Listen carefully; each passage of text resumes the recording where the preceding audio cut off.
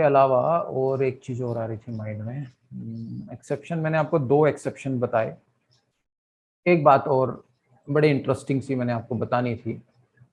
Friends, grammar में और English में रूल्स बदलते रहते हैं।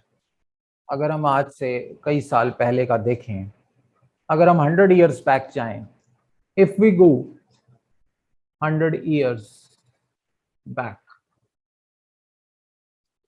तो हमारी इंग्लिश ऐसी नहीं थी जैसी आज है। कुछ शब्द थे हमारे पास जो आज नहीं है, लाइक डाई, डव, दी। ओके, ये तीनों ही यू होते हैं। यू की ये सब्जेक्टिव फॉर्म है यू, ये ऑब्जेक्टिव फॉर्म है यू, और ये दी होता है योर। ठीक है, जो कि जिसका मतलब होता है योर। सब्जेक्टिव और ऑब्जेक्टिव, लाइक जैसे ही तो सब्जेक्टिव होती है और हिम ऑब्जेक्टिव होती है। जैसे शी सब्जेक्टिव होती है, हर ऑब्जेक्टिव होती है। जैसे वी सब्जेक्टिव होती है और अस ऑब्जेक्टिव होती है। ठीक है, जब सब्जेक्ट की जगह पर कोई चीज लगती है तो वो सब्जेक्टिव कहलाती है, जैसे मैं।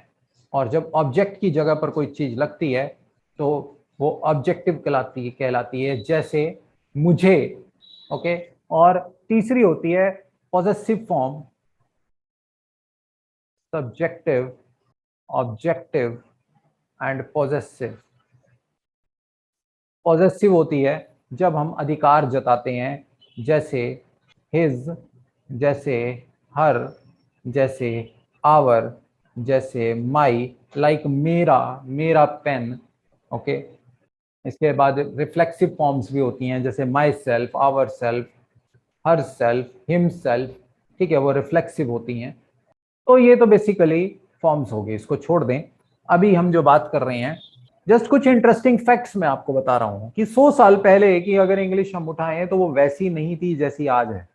कुछ शब्द थे, दाए, दो, दी, लाइक दाए का मतलब होता है यू इन सब्जेक्टिव फॉर्म, दो you in objective form, the like you in possessive form, your in possessive form. ठीक है, तो कहने का मतलब ये है कि जो लैंग्वेज है वो भी अपने रूप बदलती रहती है, चेंज होती रहती है, उसके मीनिंग्स बदलते रहते हैं। इसी तरह से शुड, आप सब जानते हैं शुड का क्या मतलब होता है। शुड, शुड का मतलब आज से 100 साल पहले, 150 साल पहले वो नहीं था जो आज है। आज की डेट में ये पूरी तरह से सिनोनिम बन चुका है चाहिए का। लेकिन आज से 100, 150, 200 साल पहले जो शुड का मतलब था, that was something like, that was something like would, not something like. आज का शुड नहीं, उस समय का शुड पूरी तरह से वुड था।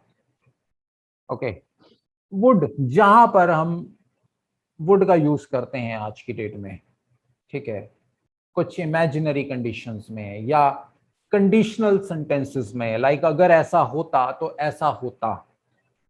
ओके, या हम फ्यूचर में कंडीशंस की बात करते हैं कि मैं ऐसा कर लूंगा अगर ऐसा हो जाए। ओके, तो वहां पर शुड का यूज किया जाता था। फॉर एग्जाम्पल, मैं आपको कुछ पुरानी किसी बुक्स में से एग्जाम्पल देता हूं। Okay, book reading is my one of the favourite hobby and I keep on reading lot of books. और मैं अभी आपको कुछ ऐसी लाइंस बताऊंगा जो पुरानी बुक्स में लिखी हैं, और वहां पर आज की डेट में अगर हम आज के कॉन्टेक्स्ट में उसको पढ़ते हैं तो बहुत कंफ्यूजन होती है। ऐसा लगता है कि यार ये क्या बोल रहा है, ये कहना क्या चाह रहा है, हम समझ नहीं पाते। ओके, तो मॉडर्न स्पीच में शुड जो है पूरी तरह से रेस्ट्रिक्टेड है प्रोबेबिलिटी को एक्सप्रेस करने के लिए, या ड्यूटी या रिस्पॉन्सिबिलिटी को एक्सप्रेस करने के लिए। ओके, बट थोड़ा सा ओल्ड यूसेज पे नजर डाल लेते हैं। आप लोगों में से अगर कुछ लोग बुक्स पढ़ते हैं तो आप लोगों को इस चीज का आइडिया होना चाहिए। एग्जाम्पल, कुछ पुरानी बुक्स हैं जो कि शायद 500-700 साल पहले या उससे भी पहले की जो लिखी गई जो वर्सेस हैं। उस समय जो लॉज हुआ करते थे that were very much different. एक सेंटेंस है, if he should break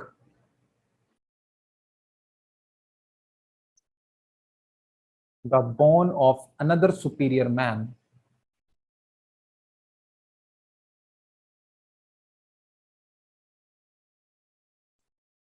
they shall break his bone.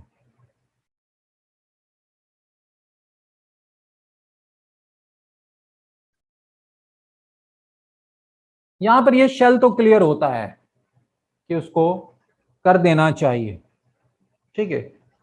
But he should break the bone of another superior man, यहां पर बेसिकली शुड जो है शेल का सेकंड फॉर्म होता था। चाहिए था नहीं, no no no no no, not चाहिए था।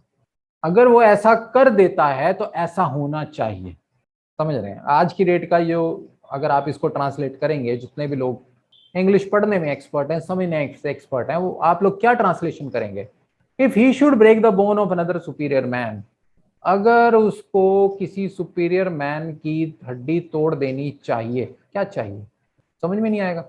इफ ही शुड ब्रेक, अगर उसे तोड़ देनी चाहिए, you are not able to understand, you are not able to comprehend even कि यार ये क्या हो रहा है। इफ ही शुड ब्रेक, उसे तोड़ देना चाहिए।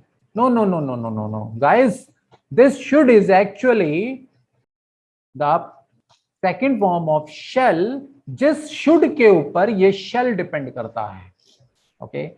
यानी एक पास्ट में सेंटेंस जा रहा है और एक फ्यूचर में जा रहा है। यानी अगर ये पास्ट घटना घटित होती है तो इस पास्ट के ऊपर ये फ्यूचर डिपेंडेंट होगा, ओके। आज की डेट में हम इस सेंटेंस को बनाते हैं, if he would break the bone of another superior man, they should have break his bone. ठीक है, आज की डेट में जो हम इस सेंटेंस को बनाते हैं, it is something like if he would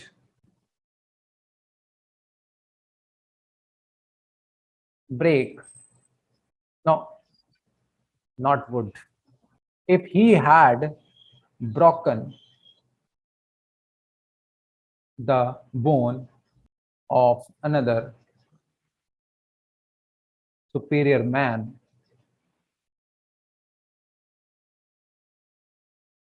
they would have break his bone, okay, they would have break his bone। आज की डेट में हम इस सेंटेंस को इस तरह से बनाते हैं, ओके। लाइक इसका मतलब हो गया, ये वाला सेंटेंस हमने पास्ट परफेक्ट में बनाया, ओके, और ये वाला सेंटेंस हमने फ्यूचर परफेक्ट में बनाया, okay? वो पहले भी यही रहा था, रूल्स उसी तरह से चल रहे थे, बट वर्ड्स का सिलेक्शन डिफरेंट था। जो घटना पहले हो रही है वो पास्ट में चली जाएगी, जो घटना पहले हो रही है वो पास्ट में चली जाएगी, जो घटना बाद में हो रही है वो फ्यूचर में चली जाएगी।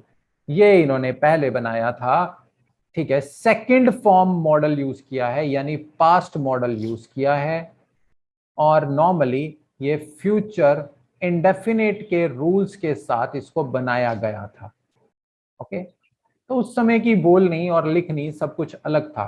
फ्यूचर इंडेफिनेट के रूल्स यूज किए थे, रूल्स ऑफ फ्यूचर इंडेफिनेट, और मॉडल पास्ट फॉर्म का यूज किया था, यानी सेकंड फॉर्म, वर्ब की सेकंड फॉर्म मॉडल यूज किया था, ओके, पास्ट को दिखाने के लिए।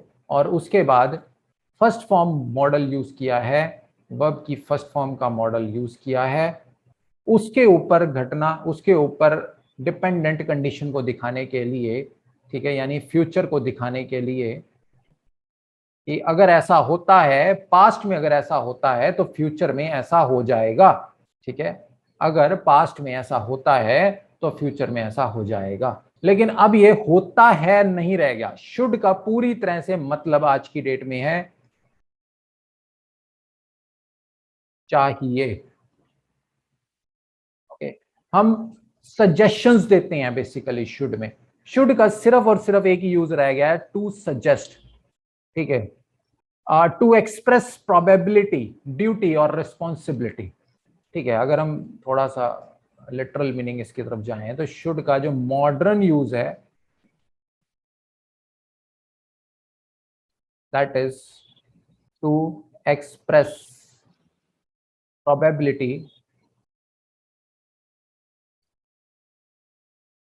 ड्यूटी और रिस्पॉन्सिबिलिटी।